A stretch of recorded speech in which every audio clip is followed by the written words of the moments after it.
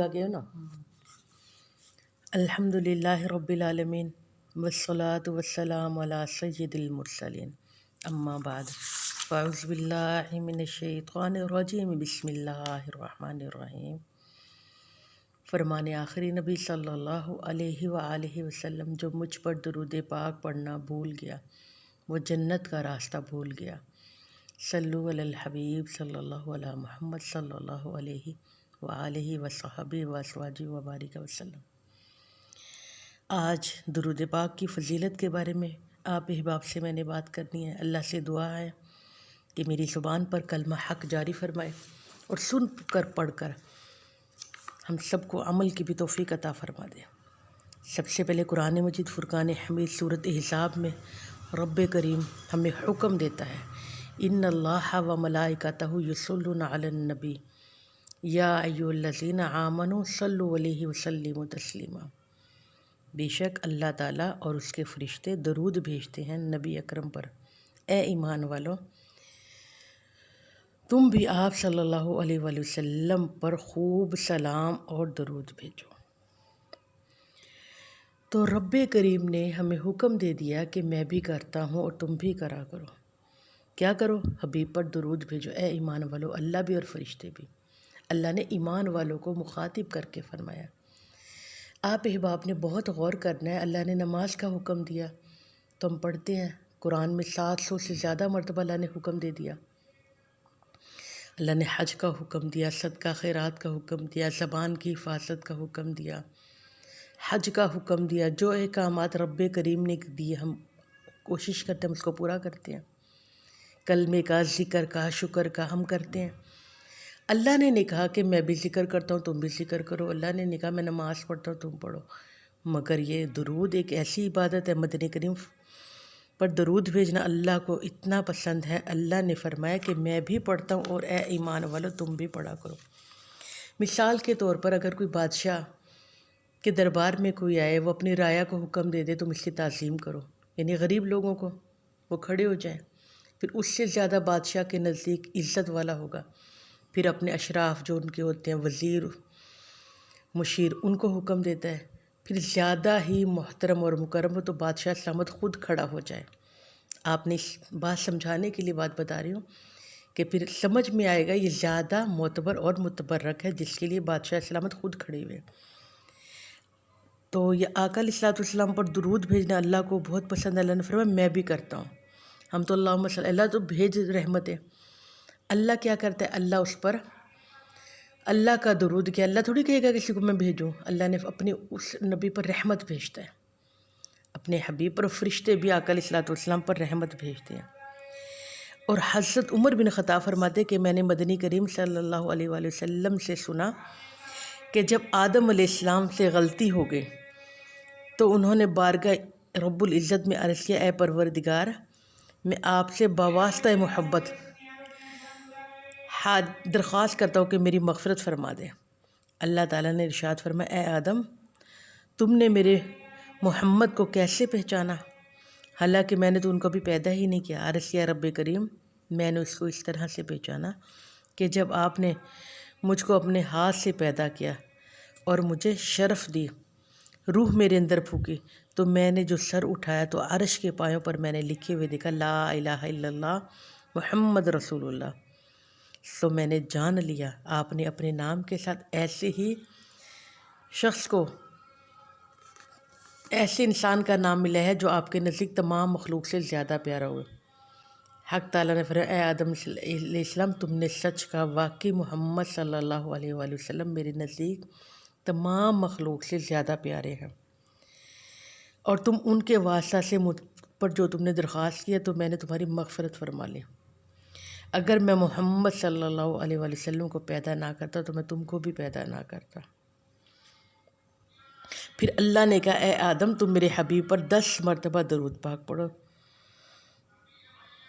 تو پھر جب نکاح ہوا آدم علیہ السلام کا، حق مہر جو بیوی کو دینا تھا، تو وہ آپ نے کہا کہ بیوی کو، آپ جنت سے آئے تو اکیلے آپ دنیا میں گھبرا رہے تھے، پریشانی کے عالم میں تھے، پھر اللہ نے آپ کی بائیں پسلی سے اماں حوا کو پیدا کیا، اور دیکھ کر جب آپ کو نیند سے آپ بیدار ہوئے، آپ نے اماں ہوا کو دیکھا تو آپ خوش ہو گئے، پوچھا تو کون ہے؟ کہا میں حی، یعنی کہ میں زندہ سے پیدا کی ہوں اور اللہ نے مجھے تیری راحت کے لیے پیدا کیا۔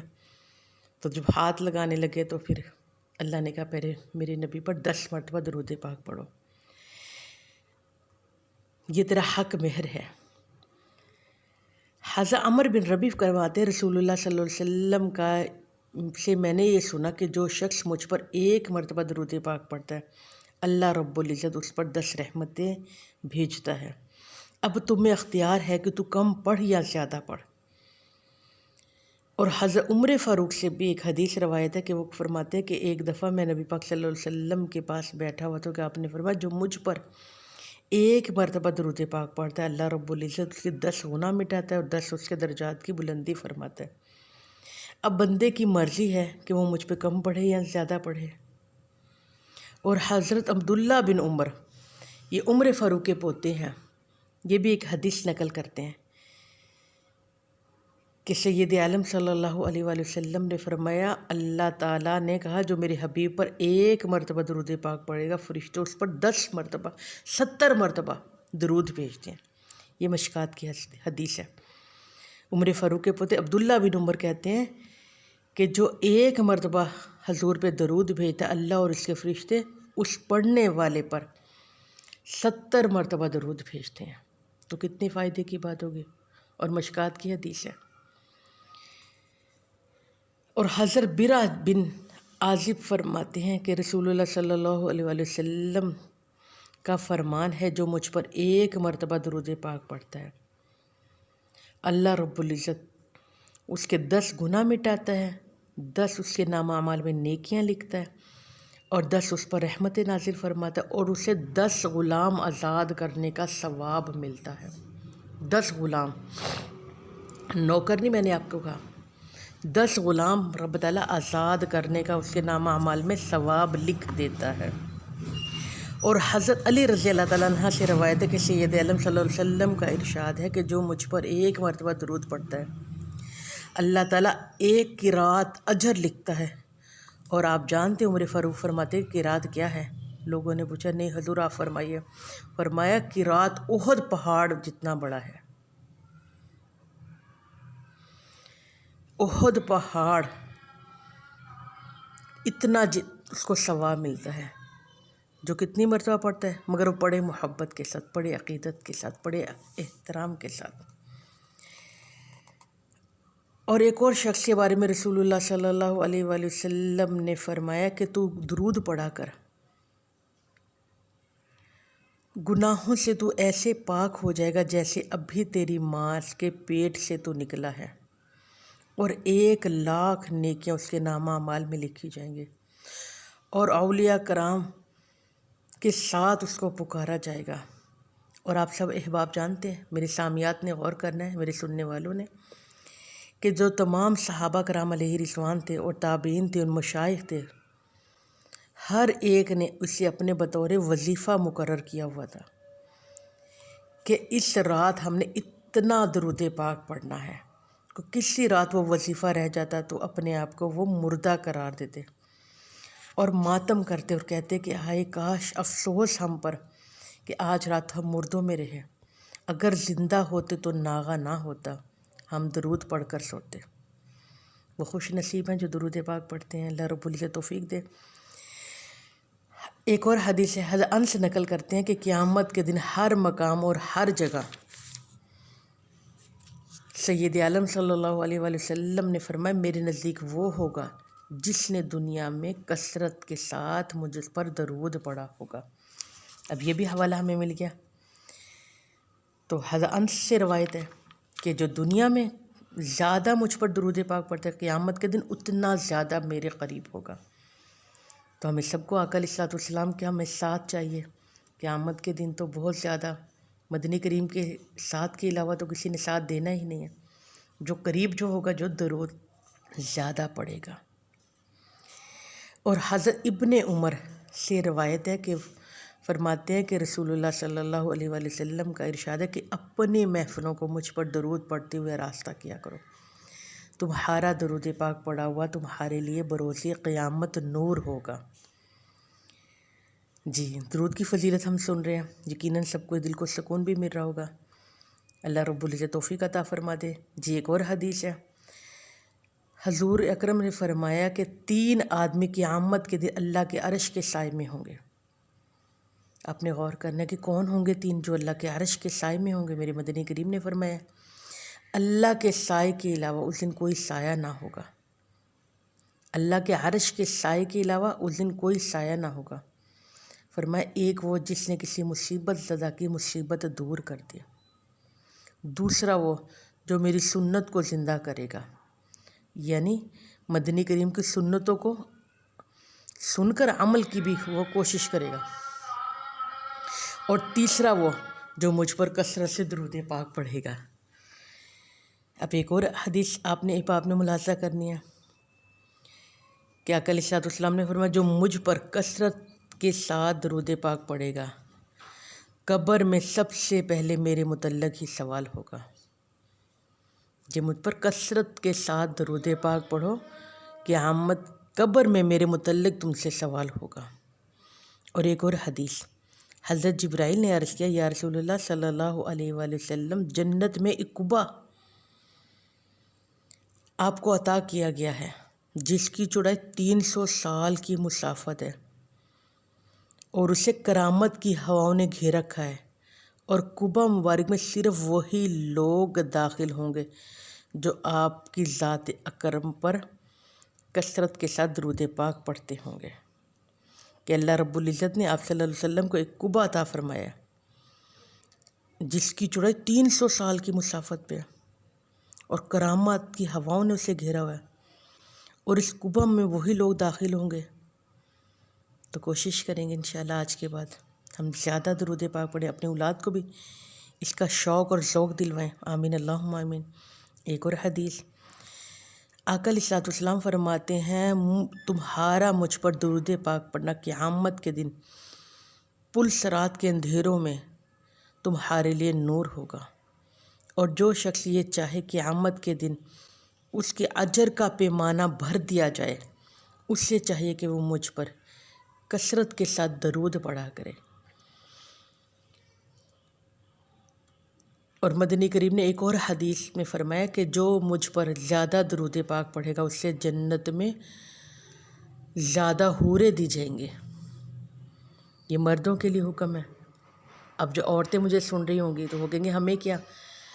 تو مدنی کریم صلی اللہ علیہ وآلہ وسلم نے فرمایا عورت تو جنت کی حوروں کی سردار ہوگی۔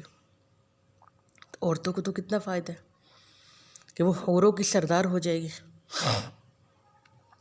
اور مدنی کریم نے فرمایا جو مجھ پر 50 مرتبہ درود پاک پڑھتا ہے میں قیامت کے دن ان سے مصافحہ کروں گا، یعنی کہ ان کا ہاتھ میرے ہاتھ میں ہوگا۔ جو روزانہ 50 مرتبہ درود پاک پڑھتا ہے، اور اس سے پہلے کی ایک اور حدیث میرے ذہن میں آگئی، فرمایا جس نے صبح اور شام 10 مرتبہ مجھ پر درود پاک پڑھ لیا، قیامت کے دن میں ان کی شفاعت کروں گا۔ اور پھر ایک اور جگہ مدنی کریم ایک اور حدیث میں فرماتے ہیں، آج تو زیادہ حدیثیں ہوگی، اللہ رب العزت قبول فرمائے۔ آقا علیہ السلام نے فرمایا جس نے 100 مرتبہ روزانہ مجھ پر درود پاک پڑھا، مرنے سے پہلے پیشانی پہ، یعنی کہ دونوں آنکھوں کے درمیان، مرنے سے پہلے رب کریم لکھ دیتا ہے یہ بندہ 200 کو نفاق کی آگ سے بری ہے، یعنی مرنے سے پہلے دنیا ہی میں لکھ دے گا رب تعالیٰ۔ تو 100 مرتبہ پڑھنا تو مشکل نہیں ہے۔ جی ایک اور حدیث ہے، مدنی کریم صلی اللہ علیہ وآلہ وسلم نے فرمایا اگر تم کسی پریشانی میں مبتلا ہو تو مجھ پر درود پڑھو۔ اب جو پریشان لوگوں کو بھی وظیفہ مل گیا۔ آقا علیہ السلام فرماتے جو پریشان ہے، کسی پریشانی میں مبتلا ہے، تو اسے چاہیے کہ مجھ پر کثرت کے ساتھ درود پڑھے، کیونکہ درود پڑھنا تمہارا پریشانیوں سے، دکھوں سے، مصیبتوں سے تمہیں لے جا کر تمہارا رزق بڑھاتا ہے، تمہاری حاجتیں پوری کرتا ہے، تمہاری پریشانیاں دور کرتا ہے، تیرے دل کو سکینہ اتارتا ہے، تیرے دل پہ سکینہ اتارتا ہے۔ جی کتنا پیارا وظیفہ مل گیا۔ میرے مدنی کریم نے فرما دیا کہ پریشانیوں سے، دکھوں سے، مصیبتوں کو اپنے ساتھ لے جاتا ہے، اور تیرا رزق بڑھاتا ہے، اور تیری حاجتیں پوری کرتا ہے، تیرے دکھوں کو سکھوں میں بدل دیتا ہے۔ تیری پریشانیوں کو سکون میں بدل دیتے ہیں۔ اللہ رب العزت ہمیں توفیق عطا فرما دے۔ حضرت انس بن مالک سے روایت ہے کہ سید عالم صلی اللہ علیہ وآلہ وسلم نے فرمایا، جس نے دن میں مجھ پر 1000 مرتبہ درود پڑھا وہ مرے گا نہیں، اس سے موت نہیں آئے گی جب تک وہ جنت میں اپنا گھر نہ دیکھ لے گا۔ جی 1000 مرتبہ درود پاک۔ انس بن مالک سے روایت ہے کہ موت نہیں آئے گی جب تک جنت میں وہ اپنا گھر نہ دیکھ لے۔ اللہ اکبر۔ اور امام زین العابدین فرماتے ہیں کہ کثرت سے درود پاک پڑھنا اہل سنت ہونے کی علامت ہے۔ اور امام شافعی فرماتے ہیں میں اس چیز کو زیادہ محبوب رکھتا ہوں کہ انسان ہر حال میں کثرت کے ساتھ درود پڑھے۔ جی امام زین العابدین کی پہلے ہم نے بات سنی، وہ کہتے ہیں کہ اہل سنت والجماعت کا یعنی کہ ہمارے سنی لوگوں کا کہ زیادہ درود پاک پڑھنے کی علامت ہے کہ وہ زیادہ ہی پڑھتے ہیں، لہٰذا ہمیں کوشش کرنی چاہیے۔ اور امام شافعی فرماتے ہیں کہ ہر چیز سے زیادہ مجھے محبوب ہے کہ میں ہر حالت میں میرے حبیب صلی اللہ علیہ وآلہ وسلم پر درود بھیجوں۔ اور اللہ تعالیٰ اور ملا معید الکاشفی فرماتے ہیں کہ اللہ تعالیٰ غنی اور غیر محتاج ہونے کے باوجود اپنے حبیب پر درود بھیج رہا ہے، لہٰذا مومنوں کے لیے تو زیادہ درود پاک پڑھنا ضروری ہے کیونکہ وہ محتاج بھی ہیں اور وہ بے نیاز بھی ہیں۔ کہ ہمیں تو ہر چیز کی ضرورت ہے، اللہ کو کسی چیز کی ضرورت نہیں، پھر اللہ اتنا درود پاک پڑھتا ہے، اتنا درود بھیجتا ہے، اور ہمیں تو ہر چیز کی حاجت ہے، اس لیے ہمیں کثرت کے ساتھ درود پاک پڑھنا چاہیے۔ جی ایک اور حدیث، حضرت جبرائیل علیہ السلام نے بارگاہ نبی اکرم صلی اللہ علیہ وسلم کے پاس آئے اور بارگاہ نبوت میں عرض کی، یا رسول اللہ آج میں نے ایک عجیب واقعہ دیکھا، اس واقعوں کا آپ نے نوٹ کرنا ہے اور اپنے بچوں کو بھی سنانا ہے۔ جیسے ہم جھوٹی کہانی سناتے ہیں، آج سچی کہانی سنائیں گے انشاءاللہ۔ کہ جبرائیل نے کہا، یا رسول اللہ میں نے آج ایک عجیب واقعہ دیکھا۔ آپ نے فرمایا کیا تو نے دیکھا؟ تو اس نے کہا، یا رسول اللہ میں کو کاف جانے کا اتفاق مجھے ہوا، وہاں میں نے ایک فرشتوں کو دیکھا جو زور زور سے چلا رہا تھا۔ تو اس سے پہلے اس فرشتے کو میں نے آسمان پر دیکھا تھا، بڑے اعزاز کے ساتھ، بڑے اکرام کے ساتھ، بڑی راحت کے ساتھ، بڑے نورانی لباس کے ساتھ، اپنے بال و پر کے ساتھ، ایک بہت خوبصورت موتیوں والے نورانی تخت پر بیٹھا رہتا تھا، اور 70,000 فرشتہ اس کے گرد کھڑا رہتا تھا۔ یعنی کہ وہ اتنا بڑا فرشتہ تھا کہ 70,000 فرشتے اس کے ارد گرد کھڑے رہتے تھے ہاتھ باندھ کر، اور جب وہ فرشتہ سانس لیتا تو اللہ رب العزت اس کی سانس کے بدلے ایک فرشتہ پیدا کر دیتا۔ لیکن آج میں نے اس فرشتے کو کوہ کاف کے وادیوں میں پریشانی کے عالم میں آہذاری کرتے ہوئے دیکھا، روتے ہوئے دیکھتا، چلاتے ہوئے دیکھا، چیختے ہوئے دیکھا۔ میں نے اس فرشتے سے پوچھا کہ کیا حال ہوا؟ تو اس نے بتایا کہ معراج کی رات جب میں اپنے نورانی تخت پر بیٹھا ہوا تھا، میرے قریب سے اللہ تعالیٰ کے حبیب حضور سید عالم صلی اللہ علیہ وآلہ وسلم گزرے تو میں نے ان کی تعظیم نہ کی۔